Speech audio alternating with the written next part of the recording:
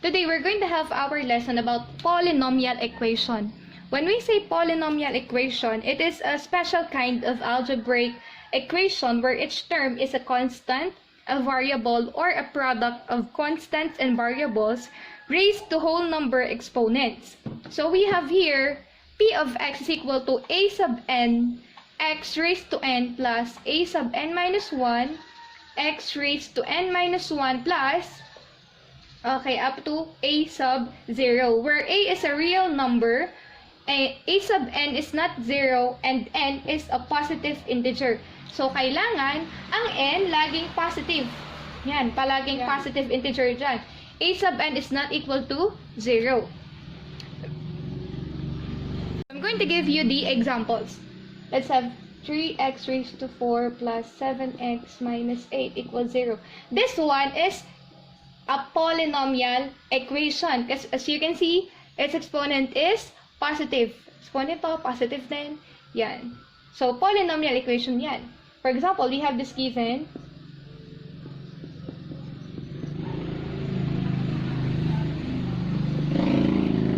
Okay, so we have here, this is not a polynomial equation. Why is it not a polynomial equation? Because as you can see, meron tayo dong negative na exponent. So, bawal ang may negative na exponent. Hindi siya polynomial equation.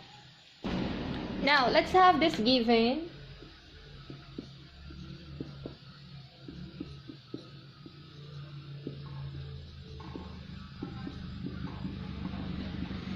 Okay, so this is not a polynomial equation. Why? Kasi meron tayong variable na nasa loob ng radical sign. Yan, pagka may variable tayo na may radical sign, nasa loob siya, ang variable ha, so that is not a polynomial equation.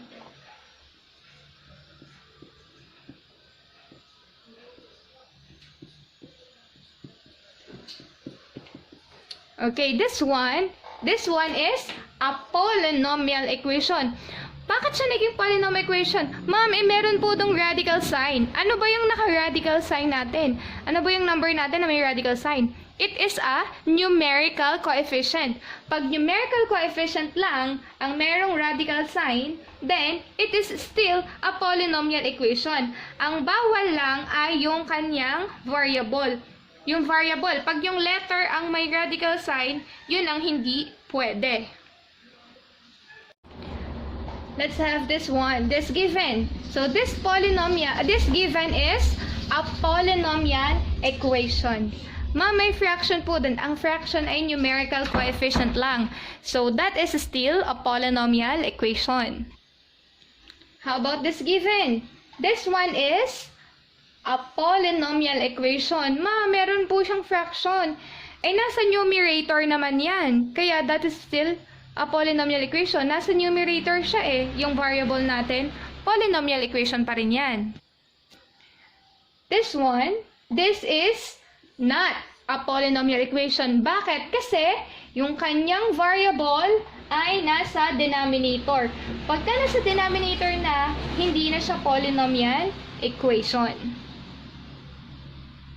Let us have this given polynomial equation, 2x cubed plus 5x raised to the 6th power minus 2x plus x raised to the 7th power minus 2 is equal to 0. So our task here is to arrange this in descending order. So how are we going to arrange this in descending order? We are going to look at the exponents. Yung may pinakamataas na exponent, dun tayo mag-start. Ano ba yung pinakamataas na exponent dito? So we have here 7. Kaya yun ang una nating lalagay, x raised to 7. And then, you have to copy the sign. Ano yung nasa unahan niya? Positive. So, positive ang x raised to the 7th power. Ano yung exponent na mas mababa sa 7? We have here 6. So, that will be, kakopy mo yung sign niya. So, that will be positive 5x raised to the 6th power. Kinapin natin pati yung sign niya. And then, ano yung sunod na mababa sa 6? We have here 3. Positive din siya. That is positive 2x cubed. Ano yung sunod sa 3? Okay, wala na kayo nakikita. So, meron tayo ditong 2x and 2. Parehas sila na walang nakalagay na exponent. Pero, meron itong variable. So, uunahin natin yung may variable. That will be negative 2x and huli nating nilalagay yung constant or yung number lang. So, this is the descending order. Now, how about the degree of this polynomial?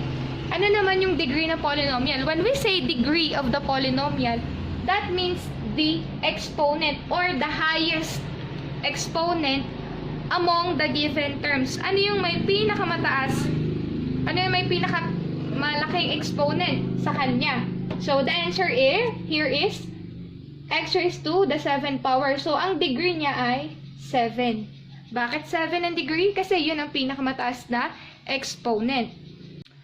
Now, let us have the leading coefficient. When we say leading coefficient, you are just going to look at the highest exponent. Ano yung highest exponent natin? 7. So, yung buong term na yun, yun ang leading coefficient natin. X raised to the 7th power, kasama yung sign niya.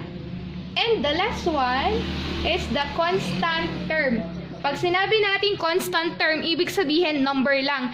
Alin dito sa polynomial equation na to ang number lang? So, we have here negative 2. Yun yung ating constant term kasi number lang siya. Kasama yung sign niya. Let us have this given.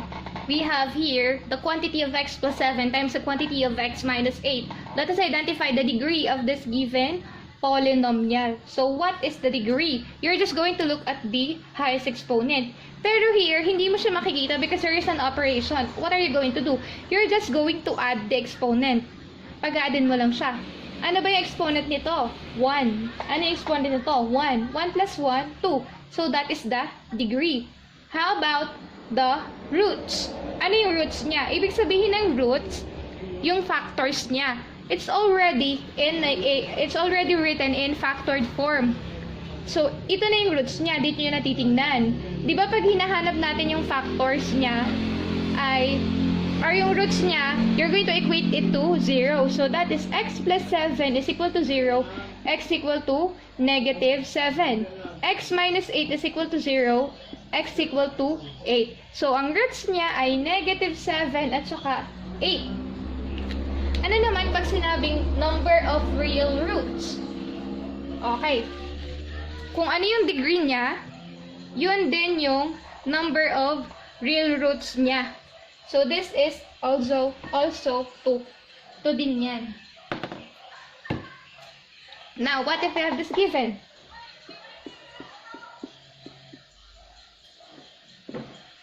(5x) times the quantity of x minus 2 times the quantity of x plus 2. Yan. So, ano yung degree niya? Lahat ng may exponent, pagpaplasin natin yung variable. Lahat ng may variable, yung exponent nila, pagpaplasin natin. 1 plus 1, 2. Plus 1, 3. So, the degree is 3. Bakit natin pinagpo-plus? Kasi may operation na multiplication. Ano yung roots niya? Ano yung roots nito? Equate to 0. 5x is equal to 0. X is equal to 0. Bakit naging x is equal to 0? Kasi, yung 5x, divide both sides by 5. Para mawala yung numerical coefficient na yan, x is equal to 0 over 5. 0 divided by 5 is 0. So, that is 0. And then, x minus 2, when you equate x minus 2 to 0, that will be x is equal to positive 2.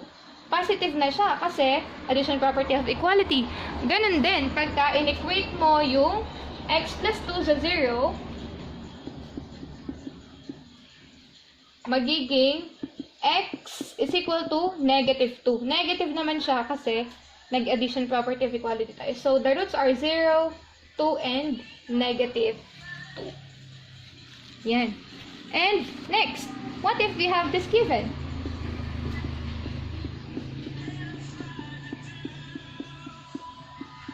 Yan. X plus 1 times x plus 1 times the quantity of x plus 4. So, what is the degree? Ganun pa rin. 1 plus 1 plus 1, the degree is 3. Ano yung roots niya?